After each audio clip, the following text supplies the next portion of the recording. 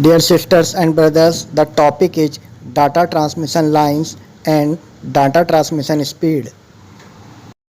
Now let's discuss first data transmission lines. Data transmission lines are used to transmit the data from one terminal to other. If 6 terminals are transmitting data, the 6 transmission lines are required. The quality of a transmission line depends upon transmission speed. The transmission line with higher speed is higher in quality. Data transmission लाइनों का उपयोग data को एक terminal से दूसरे terminal तक पहुंचाने के लिए किया जाता है। यदि 6 टर्मिनल डाटा संचारित कर रहे हैं तो 6 ट्रांसमिशन लाइनों की आवश्यकता है। ट्रांसमिशन लाइन की गुणवत्ता ट्रांसमिशन स्पीड पर निर्भर करती है। उच्च गति वाली ट्रांसमिशन लाइन गुणवत्ता में उच्च होती है। Now data transmission speed. Data moves in transmission line at which speed? This speed is called as data transmission speed. Data transmission speed is measured in bits per second or band. Data handling capacity of a communication system in transmission line is known as its bandwidth. Data transmission line में data जिस गति से चलता है इस गति को data transmission speed कहा जाता है। डाटा ट्रांसमिशन स्पीड्स को बिट्स प्रति सेकंड या बैंड में मापा जाता है।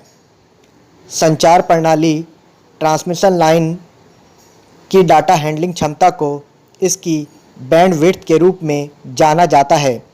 डाटा ट्रांसमिशन स्पीड को बिट्स प्रति सेकंड या बैंड में मापा जाता है। बैंडविड्थ को बॉड रेट के नाम से भी जाना जाता है। बैंडविड्थ मापने के लिए अन्य इकाइयाँ किलोबाइट्स पर सेकंड और मेगाबाइट्स पर सेकंड आदि भी हैं। डाटा ट्रांसमिशन लाइनों को बैंडविड्थ के आधार पर वर्गीकृत किया जाता है जो इस प्रकार हैं। First narrow band, second voice band, third wide band और broad band. Now let's discuss about these all transmission lines. Now narrow band. These types of lines have lowest data transfer rate. Its rate lies between 45 bits per second to 300 bits per second. That is why they are used in networks which require low amount of data. इस प्रकार की लाइनों में data transfer दर सबसे कम होती है। इसकी दर 45 bits पर सेकंड से 300 बिट्स पर सेकंड के बीच होती है।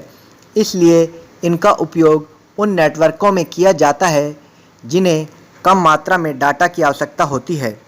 इस प्रकार की लाइनें मुख्य रूप से टेलीग्राफ लाइनों और कम गति वाले टर्मिनलों के लिए प्रयोग होती है। Second is voice band. These types of lines have greater transmission speed as compared to narrow band line.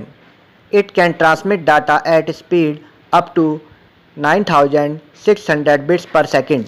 इस प्रकार की लाइनों में सक्रिय बैंड लाइन की तुलना में अधिक संचरण गति होती है। यह 9600 बिट्स पर सेकंड तक की स्पीड से डाटा ट्रांसमिट कर सकता है। इनका प्रमुख अनुप्रयोग साधारण टेलीफोन लाइन वॉइस कम्युनिकेशन है, इसलिए इन्हें वॉइस बैंड लाइन कहा जाता है।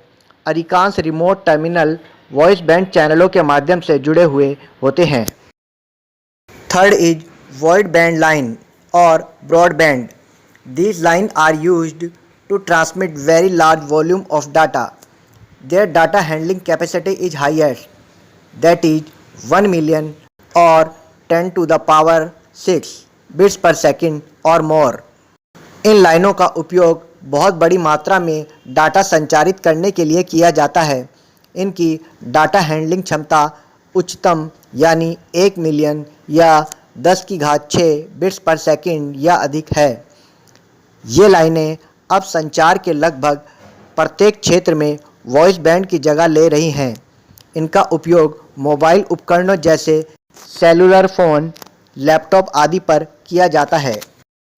That's how we studied about transmission lines and transmission speed.